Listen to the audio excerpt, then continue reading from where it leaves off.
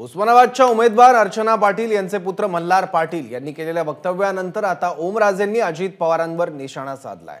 2019 पासून राष्ट्रवादी फोडण्याचं षडयंत्र चालू होतं का याचं स्पष्टीकरण अजित पवारांनी द्यावं अशी मागणी ओमराजेंनी केली आहे। दरम्यान अजित पवार यांच्या सांगण्यावरून 2019 मध्ये आम्ही राष्ट्रवादी सोडून भाजपत गेलो, नंतर अजित पवारच भाजपसोबत आले असा गौप्यस्फोट मल्हार पाटील यांनी केला होता। एबीपी माझाने बातमी दाखवताच अजित पवार यांनी कानउघाडणी केल्यानंतर मल्हार पाटलांनी तो व्हिडिओ फेसबुक पेजवरून डिलीट केला। मात्र यावरून आता ओमराजेंनी सवाल उपस्थित केला आहे।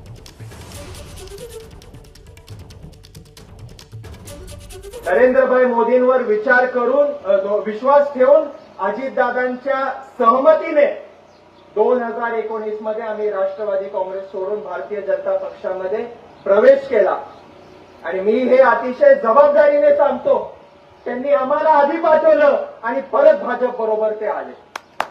म्हणून तुम्ही आमची चिंता करू नका। आमच्या रक्तामध्ये राष्ट्रवादी, आमच्या हृदयामध्ये भारतीय जनता पार्टी आणि आमच्या हातामध्ये धनुष्यबाण आहे। आम्ही महायुतीचं पूर्ण काम, पूर्ण ताकद आणि वर्चस्व आपल्या या लोकसभा मतदारसंघामध्ये केल्याशिवाय राहणार नाही। मला वाटते ह्याचं व्हेरिफिकेशन किंवा ह्याचं स्पष्टीकरण तुम्ही अजितदादा पवार यांच्याकडनंच घेणं अपेक्षित आहे की बाबा तुमचं हे जे षडयंत्र आहे राष्ट्रवादी फोडायचं ते 2019 पासून त्या ठिकाणी चालू होतं का? कारण त्यांच्या मल्हार पाटलाच्या बोलण्यात तसं येतंय की त्यांनाच अजित पवारांनी त्यावेळेस भारतीय जनता पार्टीत पाठवलं। अशा पद्धतीची जर बातमी असेल तर मला वाटते मग हे षडयंत्र 2019 पासून चालू होतं का याचं स्पष्टीकरण सन्माननीय अजितदादा पवारांनी करावं।